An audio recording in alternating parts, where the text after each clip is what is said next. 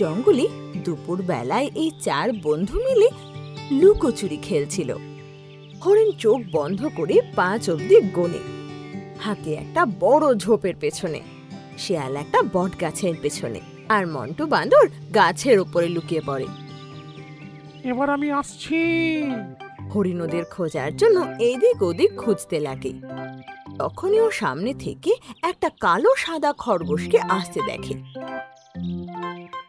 খরগোশের সাথে চোখাচোখি হতেই ও যেন হঠাৎ হড়বড়ি খেয়ে যায়।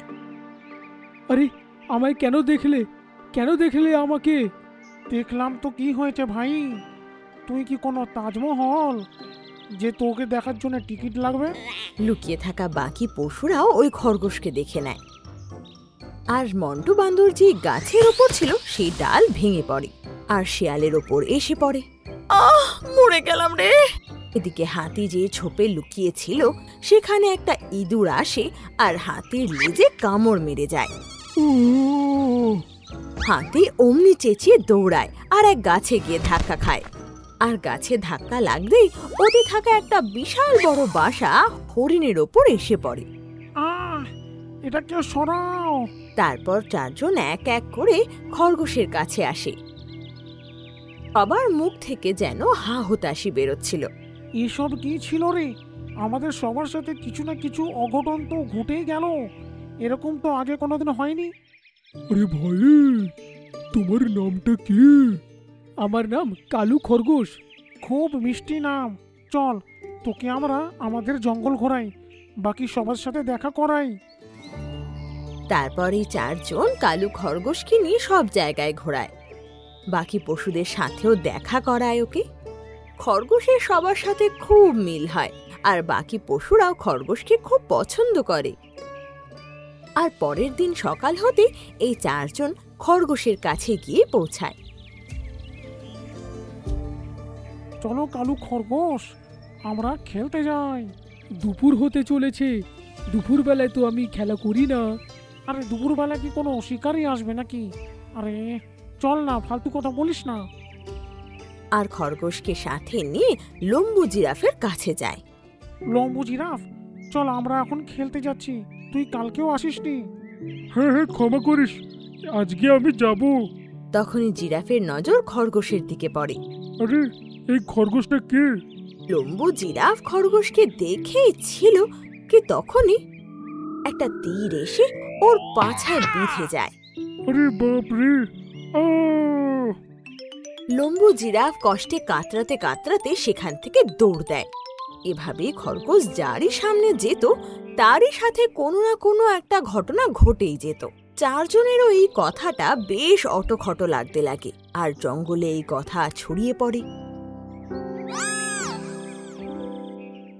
সেই দিন বিকেল বেলাতে শের খান সভাতে কালু খরগোশ আর বাকিদেরকে ডেকে পাঠায়।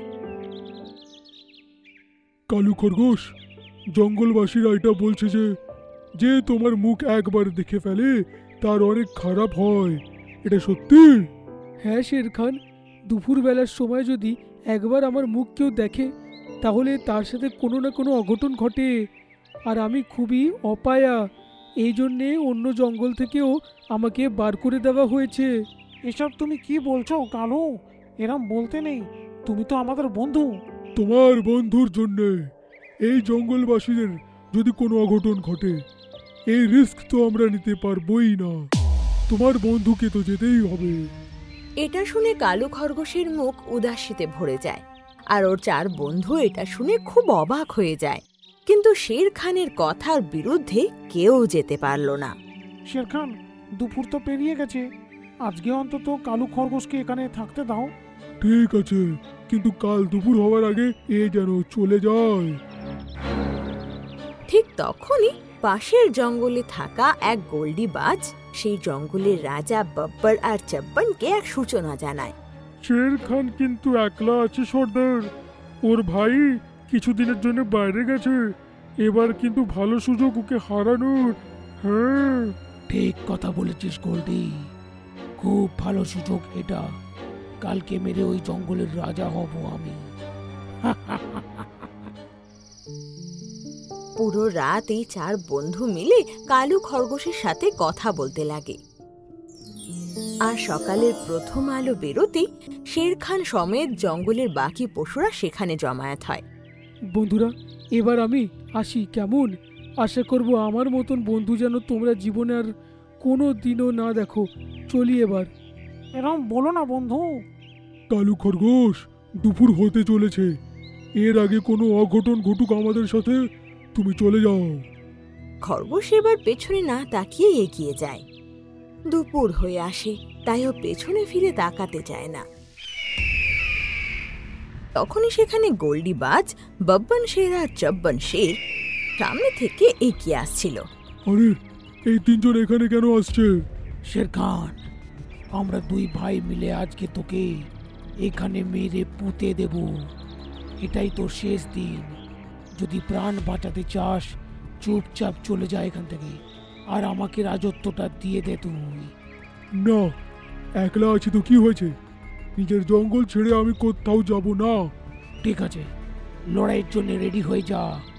তখনই ওদের নজর কালু খরগোশের ওপর পড়ে, যে ওদের দিকে এগোচ্ছিল।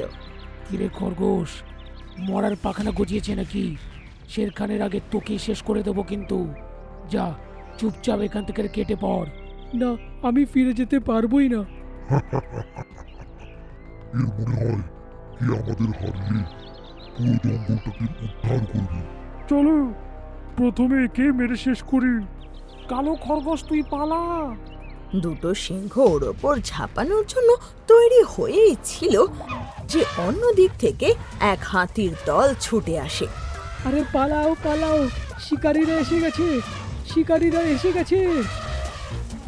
সেই সব হাতি খুব জোরে দৌড়ে আসে, আর দুই সিংহ ওদের পায়ের তলায় পিষে গেল। আরে বাপরে! হাতিগুলো তো আমাদের হেভি খেলিয়েছে রে।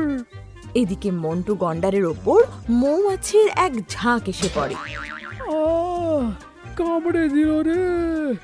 আর সে নিজেকে বাঁচানোর জন্য এদিক ওদিক ছুটতে লাগে, আর গিয়ে দুই সিংহকে এমন গুঁতো মারে যে ওরা আকাশে উড়ে যায়। আর সোজা গিয়ে শিকারির ট্রাকে গিয়ে পড়ে। বাহ, দুটো সিংহ, বড় লোক হয়ে গেলাম আমি। শিকারি গাড়িতে বসে ওদের দুজনকে নিয়ে চলে যায়। এরই মধ্যে বিকেলও হয়ে আসে। কালু খরগোশ, তোমার কারণেই আজকে জঙ্গলটা উদ্ধার হয়েছে। বুঝতে পারছি না কিভাবে তোমায় ধন্যবাদ জানাবো। বাহ, আমার অপায়া মুখটা কারুর কাজে তো লাগলো, তাই না? ঠিক আছে, আমি আসি। না, তোমায় আর কোনোদিনও কোথাও যেতে দেব না। শেরখানেকে আটকাও। হ্যাঁ কালু খরগোশ, সবার প্রাণ তো তুমি বাঁচিয়েছো, কোথাও যেতে দেব না তোমায়। আমার অপায়া মুখের কারণে যে অঘটনটা ঘটে যাবে, সেটা কি করে আটকাবে? এই কথা সবাই একটু ভাবে, আর শের খান বলে, তোমায় একটা গুহা দিচ্ছি, সেখানে তুমি থাকবে। ওখানে দুপুর বেলা তুমি আরামে বিশ্রাম করবে, আর দুপুর পেরিয়ে গেলে আমাদের সবার সাথে তোমরা খেলা করবে। এটা শুনে চার বন্ধু আনন্দে লাফিয়ে ওঠে। ওরা থাকার জন্য খরগোশকে একটা বড় গুহা দেয়, আর দুপুর বেলাতেও গুহাতেই থাকতে লাগে।